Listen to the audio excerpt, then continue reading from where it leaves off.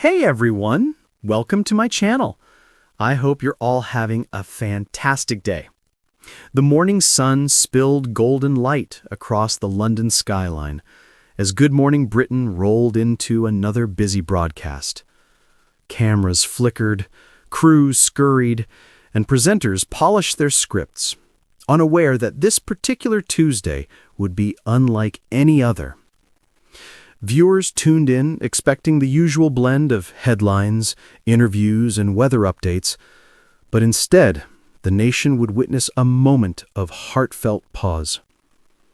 As the theme music faded, the camera cut to the familiar set, where Susanna, Reid, and Richard Madeley exchanged their usual cheerful greetings. But there was a strange gravity in the air. Susanna's smile faltered for just a second, and the studio lights seemed to dim, though no one had touched the dimmer. "Good morning, Britain," Susanna began, her voice unusually soft. "We have some news this morning that's deeply personal to all of us here." Richard cleared his throat, looking directly into the camera. "It's a rare moment on live television when we stop not for headlines, not for breaking news, but for someone who touched all of our lives in ways that words often fail to capture." Then, the moment came. The screen behind them flickered, showing a photo of Ed Balls, smiling warmly, a hint of mischief in his eyes, as if he were about to launch into one of his infamous political quips. A hush fell over the studio. Even the production team seemed to lean closer to the monitors. "Earlier this morning," Susanna continued, her voice steady but laced with emotion, "we received the news that our friend, our colleague, and in many ways our moral compass, Ed Balls, has passed away." The words hung in the air, heavy as London fog. The crew exchanged silent nods, and the audience at home was left momentarily speechless. Then the tributes began. A pre-recorded montage played, clips of Ed in Parliament, laughing with colleagues, debating with fiery passion, and engaging in those rare, unguarded moments that revealed the heart beneath the politics.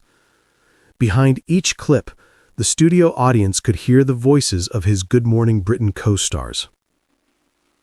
"Ed had this way of making you see the world differently," Richard's voice narrated, steady yet tinged with sadness. "He challenged you, made you think, and somehow always left you smiling afterward." Susanna's words followed. "He believed in fairness, in laughter, and in never underestimating the power of a good story told honestly. Ed made our mornings brighter, even when the news itself was grim." The montage ended with Ed waving from the House of Commons steps, sunlight glinting off the ancient stone. For a brief moment, the studio was silent. The camera returned to Susanna and Richard, their hands clasped on the desk, eyes glistening. "In his honor," Susanna said softly, "we're taking a moment today to remember him, not just as a public figure, but as the friend and colleague we all cherished." Richard nodded. "This is how Ed would have wanted it. Truth, warmth, and a touch of humor. So, wherever you are, Britain, let's pause for a moment. Let's remember Ed Balls."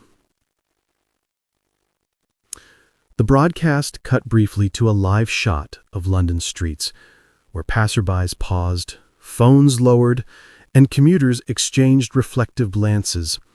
On social media, tributes began to pour in from all corners of the country. For that hour, the world seemed to slow down. There were no debates, no breaking news, no political chatter, just remembrance. And in that shared silence, Britain remembered Ed Balls not for headlines or controversies, but for the quiet, enduring humanity he brought into every room he entered. As the show gradually returned to its usual rhythm, Susanna smiled faintly through her tears, and Richard adjusted his tie with a gentle sigh. The cameras rolled, but the studio and the nation carried a piece of Ed with them, a reminder that sometimes even the busiest mornings deserve a pause. And somewhere in the echoes of laughter and earnest debate, Ed Balls' spirit lingered, bright, warm, and unforgettably alive.